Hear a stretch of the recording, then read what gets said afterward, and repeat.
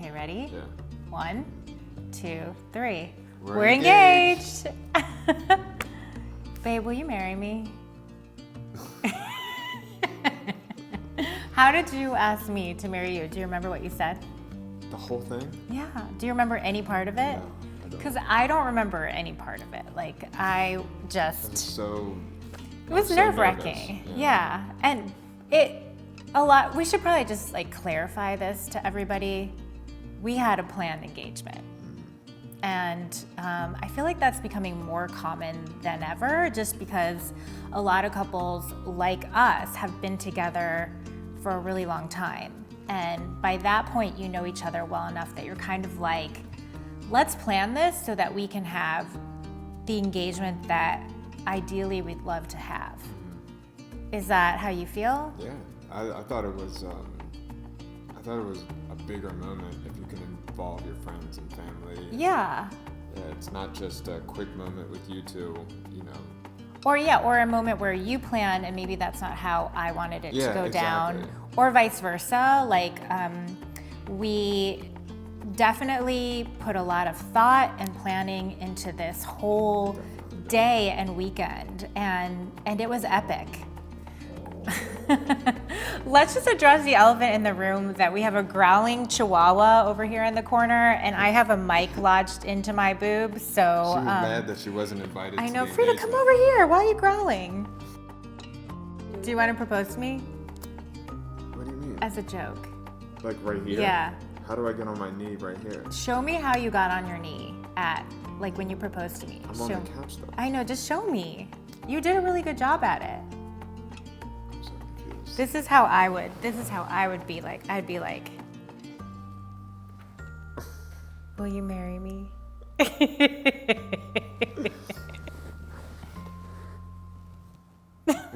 So for a lot of you guys watching, and all of my subscribers here on YouTube, this is probably the first video that Joe's actually been in.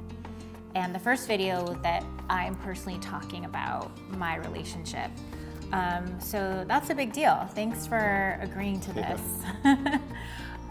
How it all started was not how the relationship started, but after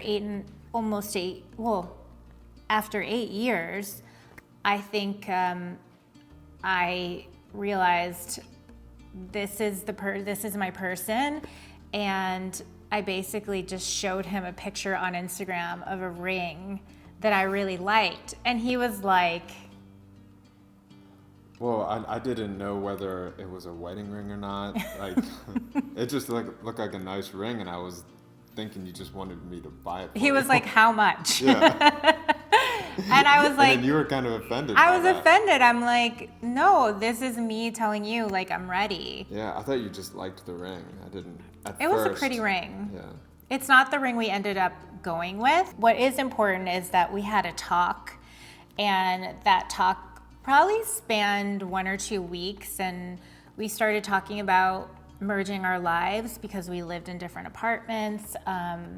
We started looking at places together to buy. We're actually sitting in the condo in Brooklyn that we bought, and our lives just began to really sink in a way that it hadn't for so long. Oh yeah, a lot changed.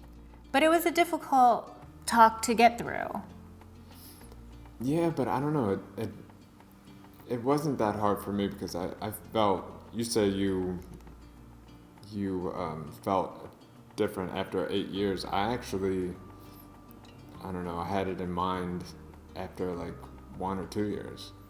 Yeah, but he never communicated that to No, me. of So course I not. was sort of like left guessing for 8 years, over 8 years actually, like what was gonna happen. And like even all my friends know that like I was unsure of like whether we would ever get married. Yeah. So I think we were both working through like our own understanding or perception of the relationship, and I just feel so grateful that we finally had these important conversations. And that initial picture of the ring that I showed you was not even the ring that we ended up going with, because we designed a ring together. Yeah. And all of our decisions since, especially our decisions involved in planning our engagement, were made together. Yeah, And I think it's great too that you got the ring that you wanted instead of me picking it out, which I wouldn't. I would, picked out such a pretty probably ring. Would have picked out like some like goth like punk ring. Would have been black and. Right. But yes, I love my ring. We ended up having our good friends who are a couple design it for us, or rather make it for us. The design we pretty much did together, and it's beautiful because it's like a culmination of like both our aesthetics. So I really love it. And yeah, I guess my advice would be to a couple that's been together for a long time, like don't put the design of the ring in like one person's hands unless it's like you really trust them and you really love their sense of design, because getting the ring that I wanted was like crucial. Right. Why should you're the one wearing it? So. Right. So none of this obviously was like a huge surprise. I think it was a surprise to a lot of our friends and family members who like never knew what was up with us. Mm-hmm. But that's okay. Yeah, everybody kept asking me, what's a planned engagement? Like, they've never heard of it. So what did you tell them? Well, it was new to me, but I basically told them it is what it is. Like, we have a time, a place, and everything's set up. Family's gonna be there, friends gonna be there, and I'm gonna propose, and I'm gonna say a few words, and but there was still I mean, I didn't know whether you were going to say yes or no. Come on.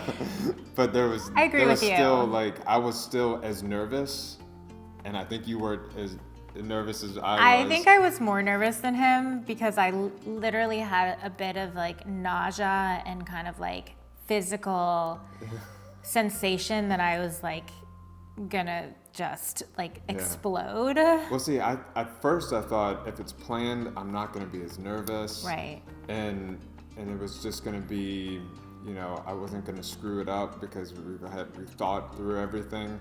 But it turns out it was still just as exciting, and I was still just as nervous, and it was incredible having all these, even strangers there watching it. Because, and clapping once the engagement like happened. There had to have been 100 people. Yeah, there were tons of people there. So let's start off with like talking about the things that we did.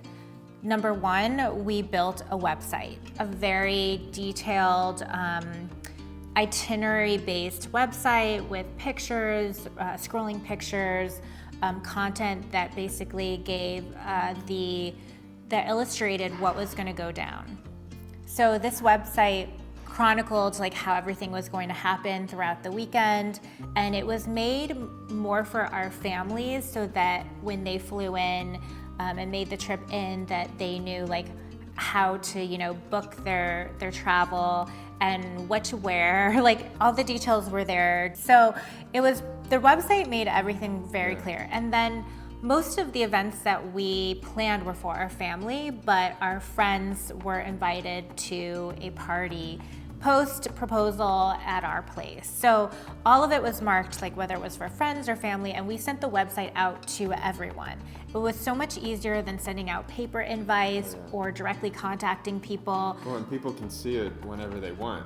They can just open their phone, oh, this is where I have to be. And exactly. They don't have to call you and text you, where should I be, what time is it? And there was a URL that it real time. Yeah, it was a URL, Bianca and Joe, or joeandbianca.com. You could write it either way. BiancaandJoe.com. Okay, BiancaandJoe.com, but you could put in joeandbianca.com, it'll still work. Number two, we chose a epic spot that really represented our union together.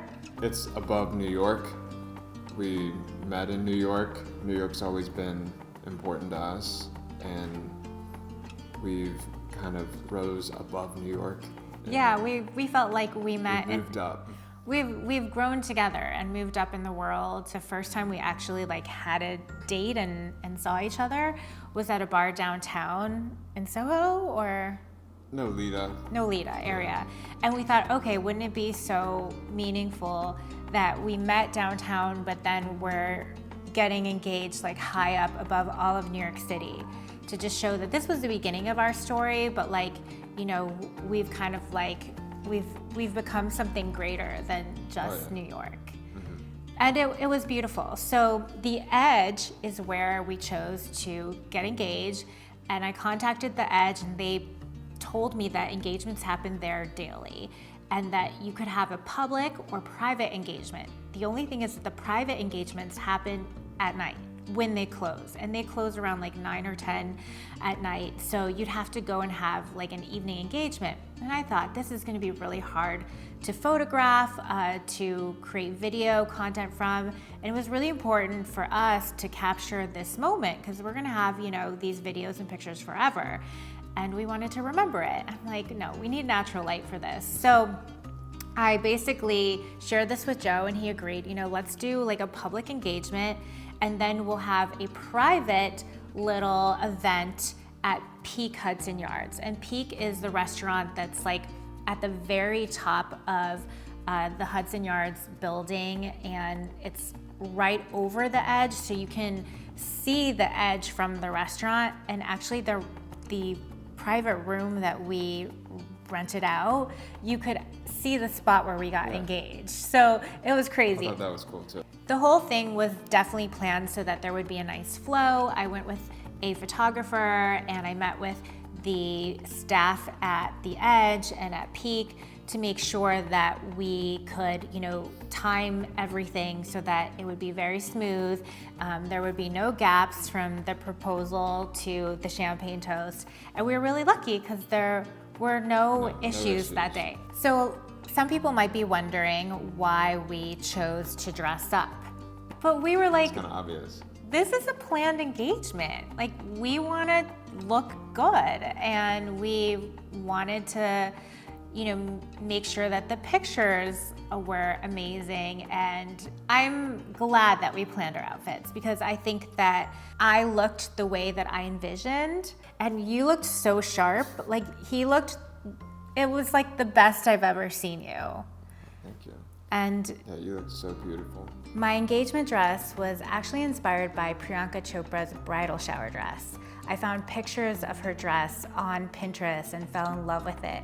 I love that it had like all the inspiration of bridal, but being a lot more toned down and less fanfare, you know, that you might get from a bridal gown. So the dress has 2 layers, and I worked with a local bridal designer to really bring my vision to life. The dress is a silky off-white creamy color, and I loved all of the little like wrinkles in here. It was just felt a little bit undone, which is what I had in mind for the whole look. I didn't want it to be too much, but I wanted it to be really pretty.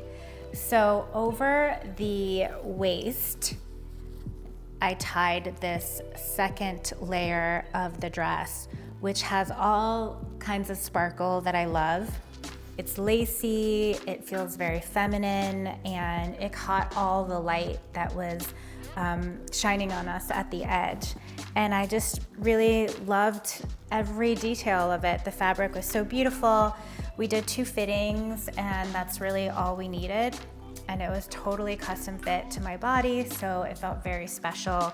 I paired it with this little Jimmy Choo bag that I scored like a week before the event, and this beautiful little hairpin that I got from Bridal Fashion Week. They gave it away at one of the shows, and I just happened to save it, and it went perfectly with the dress. It was like just a perfect match, so it worked out.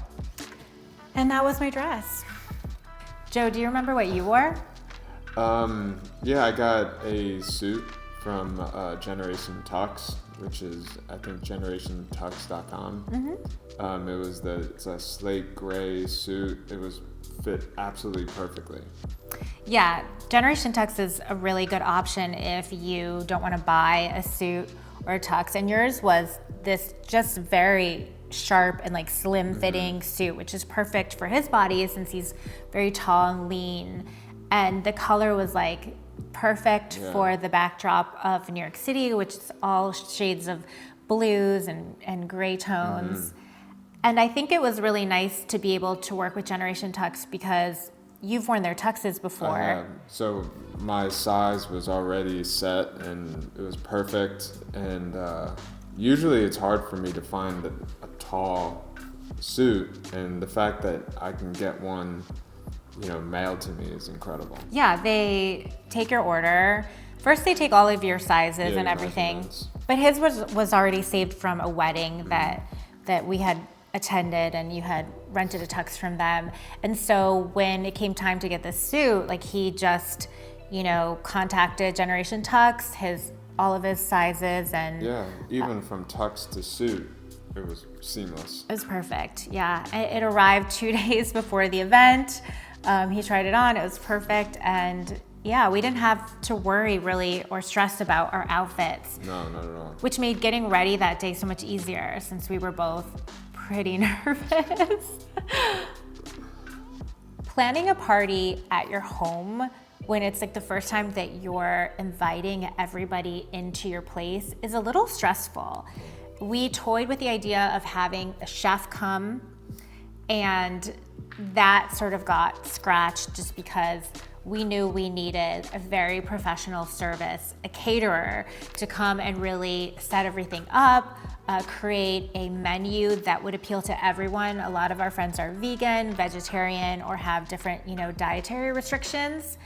And then we have our friends that just eat a lot and drink a lot. So we found a caterer called Red Table Catering, located here in East Williamsburg, and they were incredible.